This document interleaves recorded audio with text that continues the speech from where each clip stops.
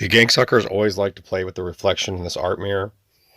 Um, and on this particular time, they kept trying to get me to line it up. They've done this over time where they try to play games where I am filming something and they act like it's a scavenger hunt or like it's a puzzle, and they act like you have to get like this thing in your camera to match up with this thing by using like forced perspective or change in perspective or point of view, or by getting something like in the reflection to match up with something else. So you try to get two things to come together.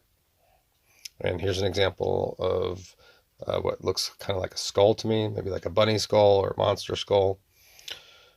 Um, they oftentimes tried to get me to line up the reflection of the flowers, which are white, these fake flowers, to get to match up. And they also did holograms of police officers where they used the flowers as they made them look like the shields that you would see on like the cap of a New York City police officer if they still have those types of uniforms.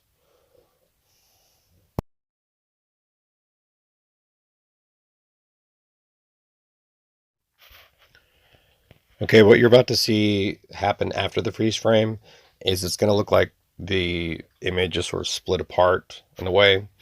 Uh, they did this thing where they were like, "Ooh, you got to match it up and you got to make it overlap," and then like, and sometimes it was twack in the background reflected, sometimes it's twack, between me and the art print, and sometimes they use things within the art print to try to line it up with things in the background of the reflection.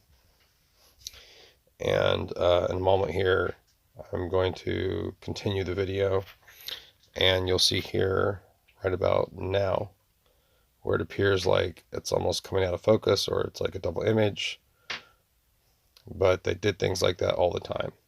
So now it sort of looks like a face in the background or like a little creature. I think that's pretty apparent. It could be interpreted that way, rather. And they do things like this. They get you staring at things for hours and like twacking out is what I call it, or they call it, or we call it. And they're like, "Ooh, you got to get this to match up with this." They can do that subliminally, and to me, they can do it very audibly. But before I even knew they existed, they did it to me subliminally and to other people in my house and other people that I've met.